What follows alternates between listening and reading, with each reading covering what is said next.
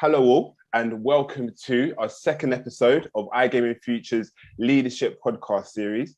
I'm Curtis Roach from the iGaming Future team, and today I'm very lucky to be joined by a very special guest, Rasmus Sojmark from SBC Sports Group. Rasmus, how are you today? I'm great, Curtis, and thanks for entertaining me on this call today. I'm very much looking forward to it. So yeah, definitely. I see you. You look very relaxed there. You don't look as busy as I think for someone that's got so much going on at the moment. I think that's what we're going to talk about today. I think there's just so many things going on that I don't even know what stress is anymore. It's just a thing, it just puts on a smile on you, and then that's it, Yeah. I mean, it wasn't too long ago that we had SBC Barcelona. How was that for you? First major event since the big shutdown of live events. I mean, was it all that you expected it to be? I mean, how did it go for you? Yeah, you're absolutely right. I don't think we really had a proper large-scale industry event since ICE London in February 2020, right? So we obviously were very keen on moving forward with Barcelona, but a lot of restrictions were still in place, and countries travel between countries because Barcelona, SBC Summit Barcelona is normally a European base, but a global show. Yeah. So obviously we knew it was going to be difficult to get people in from a lot of countries, especially outside Europe. Sure. But, starting to look at the opportunities, and Spain had a lot of COVID cases during summer. It went down to around 3,000-4,000, made it quite a good, example of dealing with COVID, and Spain being a great country to have an event in. So we just decided to go forward. Yeah. And we then saw the whole interest in the event really picking up, I would say about a month and a half before the event, with a huge amount of LinkedIn posts just talking about, I'm really keen to get back, I'm attending Barcelona, and more shared that, and the whole perception of live events again changed a bit, and people felt more comfortable going back. And I think that's what we sort of saw when we arrived on the actual days of the event, that we had just over 2,000 people attending. We had a great number of key speakers, all pretty much showing up, some being streamed and remote, and we had about 80 exhibitors. So I think that's exactly what we hoped for, and I think everyone had an amazing experience there. And the networking business events we put on Tuesday, Wednesday, and Thursday during the event was well received. People made a lot of great connections again after having been sort of talking together for the good side of a year and a half face to face. Obviously, a lot of Zoom calls like this, and other ways of communicating. But people just want to get out talking and see one another face to face, talking about the products and services, what's happened since the last time. Just get on with business in the physical way we used to. So I think that was great. And if you don't allow me just continuing on, just pause me if you have any specific questions. But we had some amazing keynote speakers that were drawing a lot of interest from the industry. We had the CEO of Entain, Jette Nygaard-Andersen, was there, and she was there on the Wednesday morning, opening up the exhibition and the conference, right? Yeah. And the evening before, DraftKings put in a $22.5 billion bid, for Entain. I was like, whoa, wow, what is that? Talk about what does that mean? Exactly. And you're like, oh, does that mean, what is the procedure now? Would she not be able to do the keynote in the morning? I was like, but as Jette is a very strong Dane, and we all know Danes like me, right? She obviously, were at the event, gave an amazing keynote, and just shows how strong Entain are as a group, with a lot of companies and a lot of acquisitions recently. So that was amazing. The day two, we had Carsten, good friend of mine, also the CEO and founder of SportRadar. He was there Thursday morning, a week after being in New York, going public with his company and fist bumping Michael Jordan. That was pretty cool, So his second fist bump after Jordan was with me, in Barcelona, and he gave an amazing speech again, because he has been speaking at our events before, and he's just, everyone wants to listen to him again because of his vision and how strong he is as a speaker, and how he's grown this company to more than 2,000 employees and taking it public now with a plus 8 billion valuation, right? So those two keynotes were amazing. Great speakers, around 200 at the event. As I said, more than 2,000 attendees and about 80 exhibitors. Yeah. Just made up for something we've been missing for a very long time, Definitely. So just to round off on Barcelona, I think what I also feel has been the case here is people like this sort of quality, senior exec, high-level focused approach to the events. There's obviously a lot of other key strong industry events, but I think what SBC does is really pulling together the quality and making sure everyone are looked after. So they come to the event, they spend all the time on business, networking, and listening to great speakers, and we take care of the rest. We just make it all ready for them, and they really do enjoy that. So next year, the event is back in September. We're looking at, of course, a normal year, about 5,000, maybe up to 6,000 attendees, around 300 speakers, and no less than 7 conference stages, giving you content from sports betting, casino gaming, payments, affiliate marketing, even esports, and obviously the big stages where we'll have all the keynotes again. So, sorry, that was a long answer to your question, but I hope that gave a little bit of insight. No, thank you so much. I mean, I guess the main message there is next year is going to be even bigger and even better. So that's very exciting. And I just like to add, I was actually an attendee in Barcelona, and that's why I love you, man. Yeah, exactly. I mean, but as a content, from a content background, I can really agree and say, there were some really great speakers there. Really enjoyed going to the session. So yeah, really agree with you on that one, for sure. But I appreciate that, Curtis. Yeah, no, of course, definitely. And I mean, moving swiftly on to your next show, which is coming very fast. From the 27th to the 28th of October, we have SBC Latin America edition. Yeah.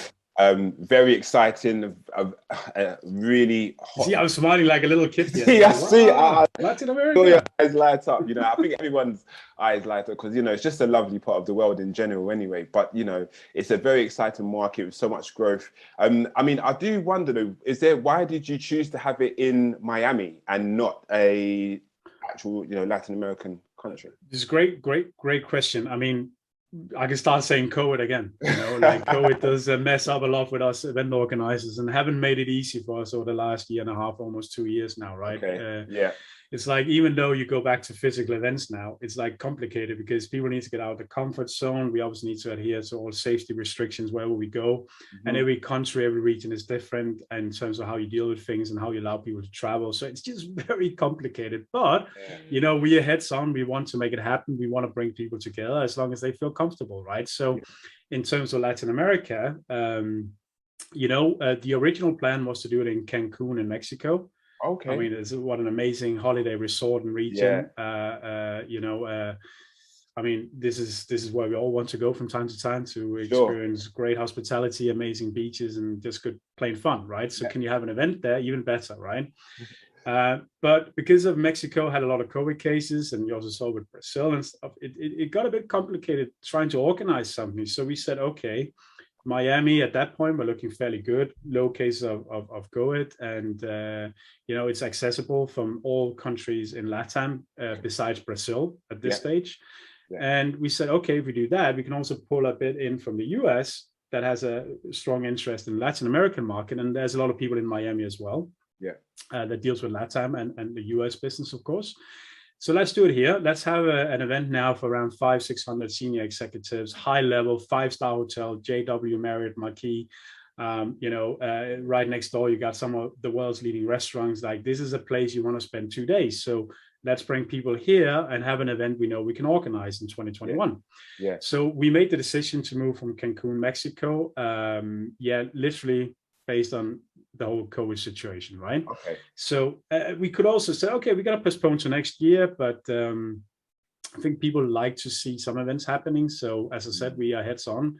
We go and we make sure you're looked after, safety restrictions all in place, and make you feel comfortable attending the event. So that's why we keep going forward with the Latin American show. Yeah. But also for the sheer fact we have SBC Awards Latino America this year, and we have 26 companies off an award in Miami on the 28th of October, and the interest was outstanding. I mean, there were so many nominations coming in. We have a broad shortlist. So that's also a key reason that we think this event is in a proper setting this year in Miami, and it's on a good date. Yeah. I would say as well, if I look at sort of, we got very good support from BetCris, BetConstruct, Pragmatic Play, Golden Race. A lot of companies, again, keep supporting SBC in what we do. We also have key speakers from LATAM, from like so Rita Bet, BetCris, Rochebet, Latinga, Logrand, all the type of operators that if you have an interest in Latin America, you want to go and meet the CEOs, the CMOs, the C-level, the senior directors, which we will definitely bring to this event. So yeah, I think it's quite exciting, and I'm just pleased that we can host people in Miami and discuss Latin America in 2021 instead of waiting to 2022. Again, 2022, we are back in Cancun in Mexico, and we obviously look forward to that as well. You know, that will be, you know, you asked me the question with CS is going to be bigger. And, you know, yeah, I think we're looking at the same here. We're looking at around maybe 750, 1,000 people, scale it up, but still to the extent it's a very intimate, high level quality focused event, right? Yeah. With the right speakers, right setting. Because I mean, you and I walk around, Curtis, at an event. I mean, 5,000 people, 20,000 people for that matter, we're not going to need more than 100 anyway, right? So if you get the right 750 people in, I mean, your business can probably be twice as productive for an event that size. So that's kind of what we're looking at here. Okay, brilliant. Sounds good. And you know, we've probably got time for another, at least one more question. Yeah, come on, we can't finish now, man. But to kind of move slightly further up the map to North America. This is happening later on in the year, so you've got a bit more. Well, actually, we're in the last quarter already. Time moves so quickly, doesn't it? So won't be long actually before we get to North America. I think it's November that is your SBC North America event is happening, correct? It's the 30th of November into the 1st and 2nd of December. So you're absolutely right. And I mean, for those of you who been to our event in 2019 in New Jersey and into New York, it was called Betting on Sports America. But as we did the rebrand of our key flagship events on a regional level, as I said, we created SBC Summit Barcelona, SBC Summit Latin America, SBC Summit CS, and SBC Summit North America. Yeah. So SBC Summit North America does encapsulate or include Betting on Sports America. Right. But because the name changed, it's reaching a little bit broader. Yeah. So we do have the iGaming casino segment as part of the event. So we cover sports betting, iGaming casino, we cover payments, we cover regulation compliance, we cover affiliate marketing as well, which is a very growing business in the US as well. Right. And we just felt the name SBC Summit North America in line with the other events, it was the key way or the right way to do this. And the show is just going to be bigger and better in 2021 compared to 2019. Yeah. And I think everyone attending in 2019 just keeps talking about this event. 2 years, you know, and then it's like, that's amazing. But part of that reason is, again, a lot of interest from Europe as well, right? The dominant part is from North America, you know, from all the states and more state regulating. And it's just a very, very exciting time to be in the industry in the US, right? And even Canada now is becoming part of the scene, which is very interesting. But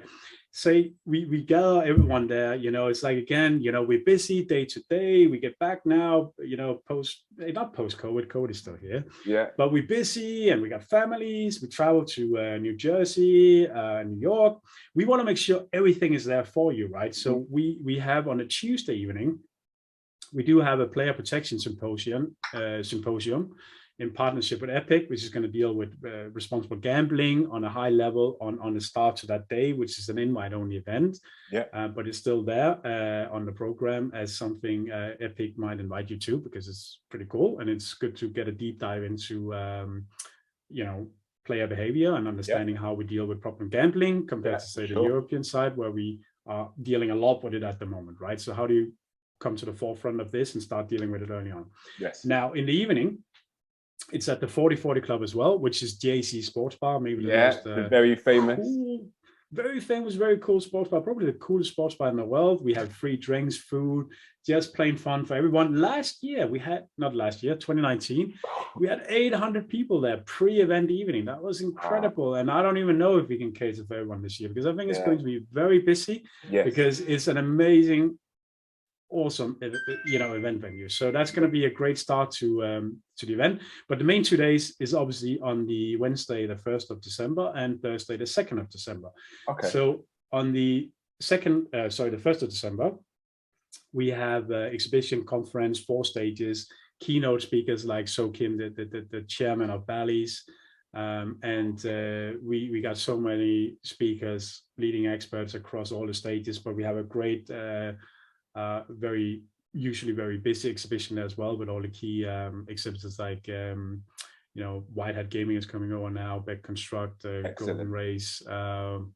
We got Spotlight there as well. We got about 50 exhibitors to make really good exhibition part as well. Wow. In the evening, once everyone had the great amount of content and product, showcases and networking business, and again, very, very high level hospitality, all catered for, we take everyone to MetLife, and MetLife is the homes of Giants, and it's the home of Giants and Jets, right? Yeah. So there we got the lounge, we got a Hall of Fame with 6 key people coming into the Hall of Fame. It's field side, it's not pitch side as we say over here. It's called field side. Wait, what does field side mean? What does that mean? Field side, it means like it's a lounge that is literally next to the field. Right? Oh, okay. So you and I, as I know you'll be there as well, we have a drink and we talk and say, hey man, cause let's go and see the stadium from the inside, the field and all this, how amazing it is with the scoreboards lighting up and all that. Brilliant. We go into the field, literally like a few meters walk, right? Still with the drink in the hand. And it's there, and it's like, oh, we got a field goal competition. Curtis can kick a field goal. Oh, Curtis can receive a touchdown.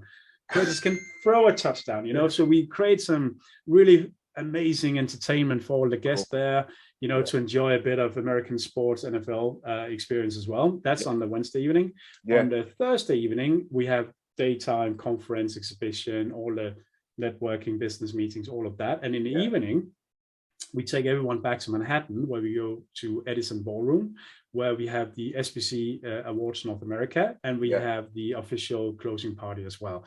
So it's a pretty awesome event. And, to sum it up, 2,500 attendees, could be more, depending a bit on how people feel about traveling, and about 250 speakers, 50 exhibitors, and obviously with the easing of travel restrictions in Europe now from start November, it's looking like a really good event. So I'm very excited about that one. You can obviously hear my voice and talking. You've really built me up now. I'm looking forward to it. And it's in New Jersey, and for many people, New Jersey is somewhat of a benchmark for, the US gaming market.